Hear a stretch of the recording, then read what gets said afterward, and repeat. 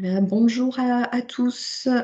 Merci d'être aussi nombreux pour ce nouveau Café de la Data. Donc, c'est le 10e Café de la Data. Et aujourd'hui, il est consacré au suivi du CPER et c'est la direction des finances qui va nous présenter l'outil de tableau de bord qui a été mis en place et qui va nous présenter également les perspectives pour le suivi du CPER pour la nouvelle période qui arrive 2021-2027. Alors, comme vous le savez, c'est une séquence qui est très courte, hein, sur une demi-heure. Donc, ce qu'on vous propose, c'est de suivre la présentation qui est donc assurée par la direction des finances. Et surtout, n'hésitez pas à poser toutes les questions que vous souhaitez, soit directement en prenant la parole, en activant votre micro, soit en posant les questions dans le chat et on essaye de prendre toutes les questions à l'issue de la présentation. Je passe donc la parole à Aïcha pour qu'elle vous présente le projet qui a été mis en œuvre à la direction des finances. Voilà, Aïcha, c'est à toi. Merci Marie-Christine. Donc bonjour à toutes et à tous. Donc je vais essayer d'introduire un petit peu le sujet pour présenter le contexte de mise en œuvre de ce tableau de bord. Donc avant d'initier ce projet, nous avions participé avec la DIMAP et l'ADN à des essais au moment de l'acquisition de l'application ClickSense qui nous ont permis de découvrir les différentes fonctionnalités de cet outil. Et il nous a semblé très intéressant de pouvoir mettre en œuvre ces fonctionnalités pour un tableau de bord sur le CPER État-région. Parce que d'abord, ça répondait à un vrai besoin de pilotage qui avait été formulé par la direction générale, que ça pouvait aussi intéresser toutes les directions qui contribuent à la réalisation du CPER. Mais comme l'évoquait Marie-Christine, il s'agissait aussi surtout pour nous de commencer à préparer le suivi du prochain CPER 2021-2027, qui sera en fait le premier contrat de plan Grand Est, puisque pour la période actuelle, nous sommes toujours sur les contrats historiques des 3 anciennes régions. Au niveau des sources de données, donc, nous avons utilisé tout simplement un fichier Excel pour la simple et bonne raison qu'on ne disposait pas dans nos outils de gestion, suite à la fusion, de l'historique du suivi des 3 anciens CPER. Donc, en tout cas, pas de manière exhaustive. Donc, on a préféré partir sur une source différente. Et ce fichier Excel, en fait, est mis à jour annuellement. Donc, on n'est plus sur un bilan que sur un suivi au fil de l'eau. Il est mis à jour annuellement. Tous les ans, on fait le point avec les directions sur l'exécution du contrat de plan État-région en parallèle avec l'État. Sur la réalisation, donc le tableau de bord a été réalisé au sein de la direction des finances par Yannick Pellet, qui a été formé au paramétrage de l'application et qui donc va vous présenter le tableau de bord CPER 2015-2020. Yannick, je te passe la main. Merci Aïcha. Bonjour à tous. Donc oui, je vais partager l'écran puis je vais vous montrer l'application. Voilà. Est-ce que vous la voyez? Oui, oui, oui, c'est impeccable, Yannick. Bon. Donc l'application, elle est composée, elle est pas très grosse, elle est composée de 6 pages. Une page d'accueil qui permet d'accéder à chaque rubrique de l'application. Donc, je ne sais pas si tout le monde connaît Click aujourd'hui. C'est une navigation classique. Donc là, c'est des boutons. On clique et on arrive sur une première diapo, qui est une diapo descriptive du CPER ou des CPER, parce que la particularité du CPER 2015-2020, c'est qu'il y en a 3, voire 4, parce qu'après la fusion, il y a une partie qui a été contractualisée à l'échelle Grand Est. Bon, voilà. L'intérêt de cette diapo, c'est d'avoir une vision générale de la programmation en amont, avec l'intérêt de Click, qui est de pouvoir faire des focus en direct et de sélectionner, par exemple, un territoire. Si je vais sur Champagne-Ardenne, je clique sur Champagne-Ardenne et les données se mettent à jour sur l'ensemble des graphiques de la page et de l'application. Donc là, on n'a que les données Champagne-Ardenne. Je vous montrerai plus tard comment ça se passe quand on fait une sélection entre les pages. Voilà, alors de la même manière, une fois qu'on désélectionne en haut, on peut aller voir par exemple la mobilité multimodale, et là, on n'a que les informations relatives à la mobilité multimodale. Si on s'intéresse à une logique de financeur, et ben on clique sur un financeur, la région. Donc là, il n'y a que l'euro s'y est activé, et on voit comment la région s'est engagée. Voilà, donc ça, c'est la première page. C'est une vision transversale et plutôt statique de ce qu'est le CPER. Ensuite, je vais revenir sur ma page d'accueil. Sur une page 2, on a un avancement comparé de l'engagement par financeur. L'idée, c'est de voir comment les financeurs ont mis en œuvre les engagements du CPER. Donc, on a une première partie qui est l'engagement global, avec en haut un montant total des crédits engagés. Là, bon, il y a des crédits valorisés, c'est technique, c'est des crédits qui sont hors CPER, bon, c'est des crédits État, pas la peine de trop en tenir compte. Une jauge qui permet de voir où on en est par rapport à ce qui était prévu, et une ventilation par volet en dessous qui permet de voir quelle a été l'allocation des ressources. Ce schéma global, il est répercuté pour l'État et pour la région. On n'a pas mis les autres collectivités parce que ce n'était pas représentatif à ce stade. Voilà. Donc là, ça permet de comparer. Ben, on voit que le taux d'engagement de l'État est supérieur à celui de la région, par exemple. Si on va, par exemple, sur un volet numérique, ben, on voit que l'écart est peut-être un peu plus important. Alors, ça permet de naviguer et d'aller directement voir les données qu'on souhaite voir. Cette diapo sur l'engagement, elle a été dupliquée sur le mandatement, parce que ce qui compte, c'est aussi ce qui est payé. Donc, ça, c'est la troisième diapo de l'application, où on retrouve selon le même schéma, mais avec des données mandatement. Donc, ce que je vous disais tout à l'heure par rapport à la navigation entre les pages, si on prend qu'est-ce que je vais prendre la transition énergétique, voilà, on voit qu'il y a 31% de mandatés, et qu'en engagé, on est à 77,66% pour l'État. Voilà. Ça permet de faire des liens, et d'une page à l'autre, les sélections se conservent. Donc là, on est sur l'engagé, on va passer sur le mandaté. Là, on a un feuillet qui présente la dynamique de programmation avec deux graphiques. Un graphique en cumul, ça va en bleu ce qui a été engagé de manière cumulée sur la programmation, en orange le mandaté. On voit que les tendances se suivent. Hein. Et à droite, c'est une dynamique d'engagement. Attends, la différence entre les deux, je suis un peu perdu. C'est par financeur, voilà. Là, on l'a réparti par financeur, et on voit par exemple que c'est assez linéaire la progression de l'engagement. Il y a 2-3 petits coudes, mais globalement, la programmation, elle a été dynamique sur toute la période. L'intérêt, c'est d'avoir une vision dans le temps, et dans une logique tableau de bord, de pouvoir adapter, trouver des palliatifs si on voit qu'il y a des cassures importantes. Voilà. Et ensuite, on a une dernière diapo qui est là, qui, quand elle s'affiche, concerne tout le CPER sur tous les périmètres, mais qui présente l'avantage de pouvoir aller directement dans les volets, donc les grandes parties du CPER, qu'on souhaite consulter. Si par exemple on clique sur emploi, sur emploi, on a toutes les données qui se mettent à jour. On sait qu'il y a eu 56 millions de contractualisés, 56 millions d'engagés, donc un taux d'engagement optimal, 48 millions de mandatés.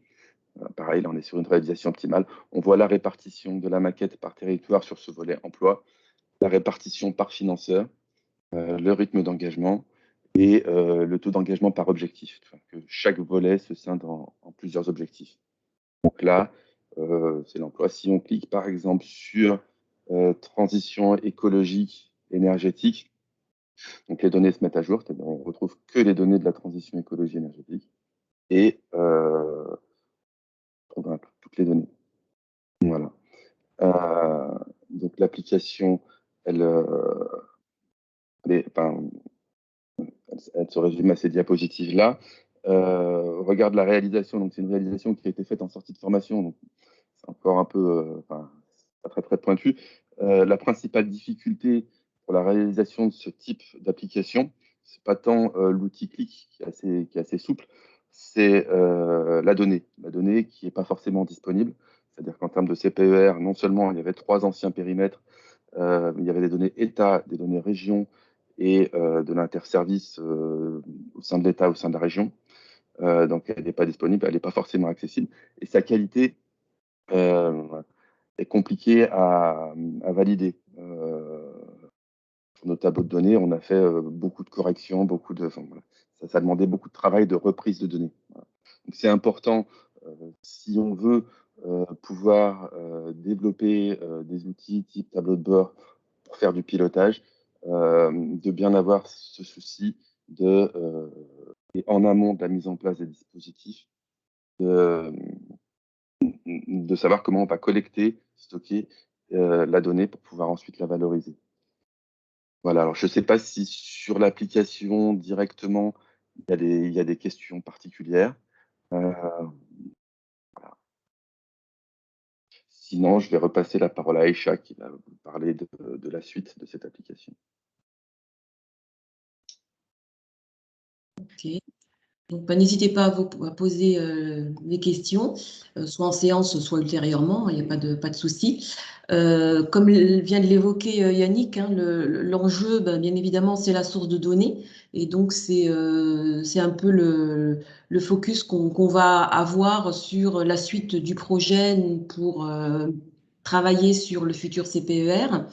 Notre objectif, en fait, c'est de nous séparer, de remplacer le fichier Excel par une source plus structurée et plus pérenne, pour pouvoir en fait organiser une remontée des informations de manière automatisée et qui nous permettra en fait d'avoir une actualisation des données au fil de l'eau et non pas uniquement annuelle ou infra-annuelle. Voilà, aujourd'hui, on n'est plus sur un bilan du CPER à chaque fin d'exercice. Notre objectif est plutôt d'avoir une vision, un suivi au quotidien du CPER. Et pour mener cette opération, on prévoit en fait de constituer un petit groupe de travail transversal qui serait composé de représentants enfin, de l'ADF, de la DIMAP et de l'ADN pour les aspects outils et organisation, mais aussi d'intégrer dans ce groupe de travail des représentants des directions gestionnaires pour bien intégrer en fait vos besoins métiers en termes de suivi du prochain CPER.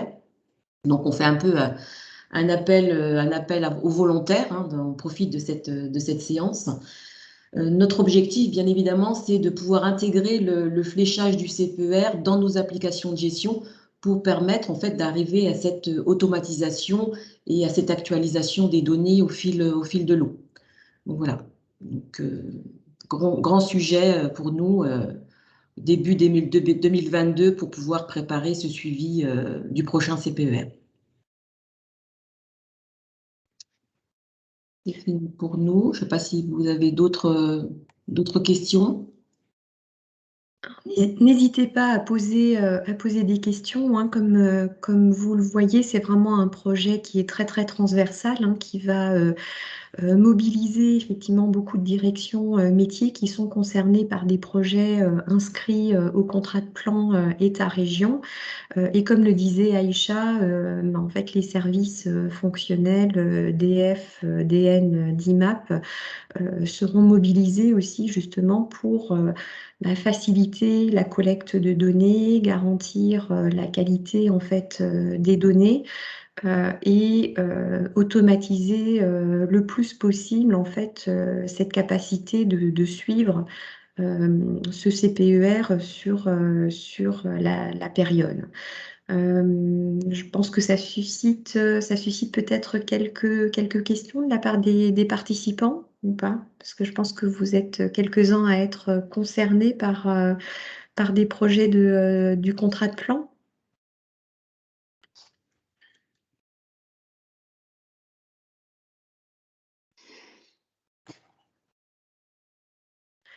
Ce qu'on peut peut-être dire aussi, hein, c'est que effectivement, cet exercice qui a été mené par Aïcha et Yannick est vraiment très très intéressant dans la mesure où ça a permis de réfléchir à la manière dont on peut livrer les informations. Donc, sur cet exercice 2015-2020, de voir comment on peut présenter aussi les données de manière à ce que ce soit utile. Et ça, c'est aussi très structurant par rapport à l'organisation des données et à la structuration de la base de données qui va être mise en place pour le suivi du CPER, le pilotage du CPER dans la période à venir.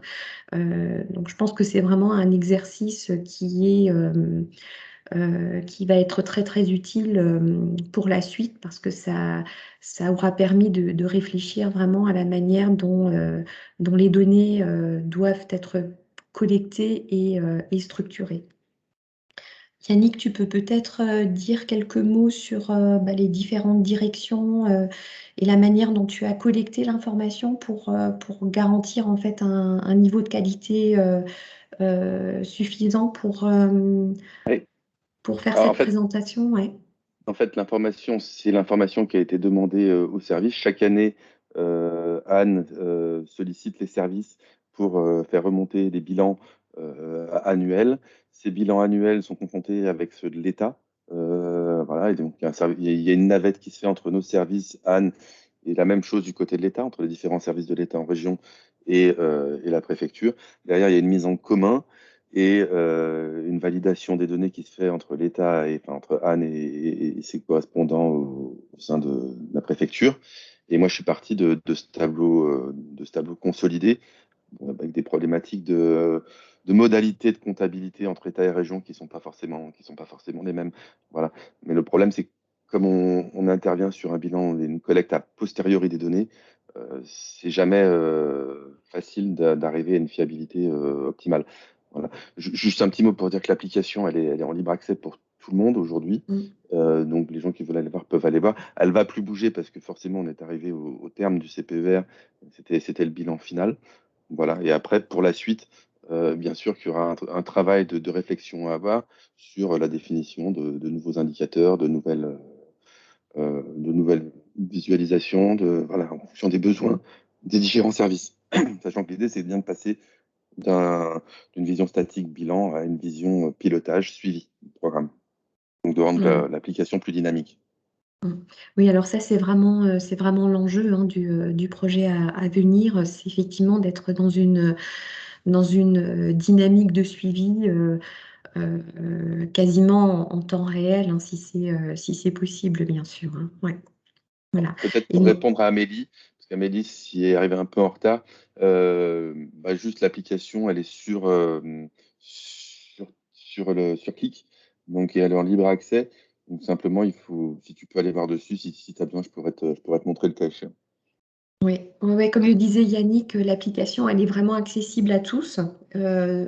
L'objectif aussi de ces applications, c'est de les partager très largement. Donc, quand je dis accessible à tous, c'est accessible à tous quand vous avez un accès à ClickSense. Donc à partir du moment où vous avez accès à ClickSense, vous voyez sur la partie gauche de l'environnement ClickSense les différents flux et le flux, cette application CPER, elle est accessible dans le flux région Grand Est, ce flux étant accessible à tous ceux qui ont une connexion à ClickSense. Donc, que ce soit pour ce projet ou pour un autre, n'hésitez pas à aller consulter aussi ces applications qui peuvent être inspirantes aussi. Alors, pour un suivi de CPER, un pilotage de CPER, mais peut-être également pour d'autres sujets ou d'autres thématiques qui relèvent en fait de vos compétences. Amélie, on te laisse la parole. Oui, merci. Ça veut dire qu'on peut demander la mise à jour du paramétrage de Progos des procédures. Du coup, ça c'est peut-être plutôt pour Aïcha. Parce que nous, sur l'ancien CPER, on avait paramétré par défaut les procédures. Donc, il faut peut-être qu'on retoilette ça. Je dirais à ce stade, non, c'est pas utile parce qu'effectivement, comme le disait tout à l'heure Yannick, on est sur la fin de l'actuel CPER. Là, on va travailler donc début 2022 sur le prochain, dès que le prochain CPER est finalisé et signé, on va pouvoir engager les travaux et l'idée, c'est effectivement de définir la nouvelle nomenclature du CPER 2021-2027 en lien avec l'État. L'idée, c'est d'avoir une déclinaison qui soit commune pour qu'on puisse aussi réaliser les bilans communs État-région. Et donc, dans ce cadre-là, on va devoir paramétrer ce nouveau CPER dans nos outils de gestion, que ce soit Progos ou le futur outil. Donc, c'est à partir de là que vous aurez en fait les différents éléments qui vous permettront de flécher vos dossiers au fil de l'eau, au fur et à mesure que vous engagez vos opérations CPER en fonction des différentes thématiques du contrat. Donc, et est-ce qu'on pourra faire on pourra faire un rattrapage après? Si admettons qu'on mette la nomenclature en place en courant de l'année, on pourra faire un rattrapage sur l'exercice, c'est ça, je crois, on peut reprendre. Oui, pour le prochain CPER, s'il y a des dossiers qui étaient déjà engagés avant qu'ils soient effectivement finalisés, c'est ça? Oui, Oui, tout à fait. bien sûr. Oui, tout à fait. Ok, merci. Et on va travailler justement dans le cadre de ce groupe de travail à la manière dont on va implémenter ça dans nos outils pour vous permettre d'avoir ce suivi au quotidien. Alors, vous avez vu que sur le contenu du tableau de bord, on est resté sur une présentation très, très simple. Je pense que c'est relativement lisible par chacun. Donc voilà, ça sera c'est l'esprit qu'on s'est donné et sur lequel on souhaite rester pour que ce soit accessible par n'importe quelle personne, même quelqu'un qui ne connaît pas le contrat de plan, quoi. Voilà, donc ça, c'était vraiment l'objectif, c'était la lisibilité de l'outil et je crois que de ce point de vue-là, c'est vraiment très, très réussi. Les différents filtres et sélections qu'on peut exercer, je pense que c'est vraiment très lisible, effectivement, même pour quelqu'un qui ne connaît pas forcément le contrat de plan État-région. Mais je pense, Aïcha, que dans le cadre du nouveau groupe de travail qui va être mis en place, on réinterrogera forcément les indicateurs qui sont souhaités. Et pour cela, au niveau de l'équipe projet, on a aussi une méthode en fait pour mettre en place une application. Je n'ai pas eu l'occasion de le dire encore lors des cafés de la data jusqu'à présent, mais en fait, on a grosso modo cinq étapes. Une étape qui est un peu l'étape 0, qui vise à réinterroger le besoin de manière à ce qu'on puisse bien fixer les objectifs de la mise en place de l'application. Ensuite, on a en général une étape qui s'appelle l'atelier fonctionnel, qui permet vraiment de définir les indicateurs qui sont souhaités et qu'on souhaite exploiter dans le cadre du suivi. Ensuite, on a 2 autres étapes qui visent justement à faire tout ce travail de structuration des données et qui implique très largement la direction du numérique aussi dans cette préparation. En général, on fait également un atelier de conception graphique qui est très orienté usager et qui permet de raconter un peu, de construire l'histoire qu'on veut raconter, la manière dont on veut livrer l'information et la manière dont on veut représenter chaque indicateur. Et enfin, on passe à la partie réalisation de l'application.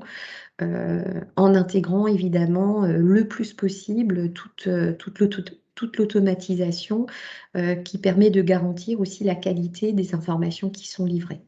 Voilà, ça c'est un peu les différentes étapes qu'on mène quand on est dans une démarche de valorisation de données. Et c'est ce que en fait vous avez fait au niveau de la direction des finances pour cette application 2015-2020 du CPER. Voilà.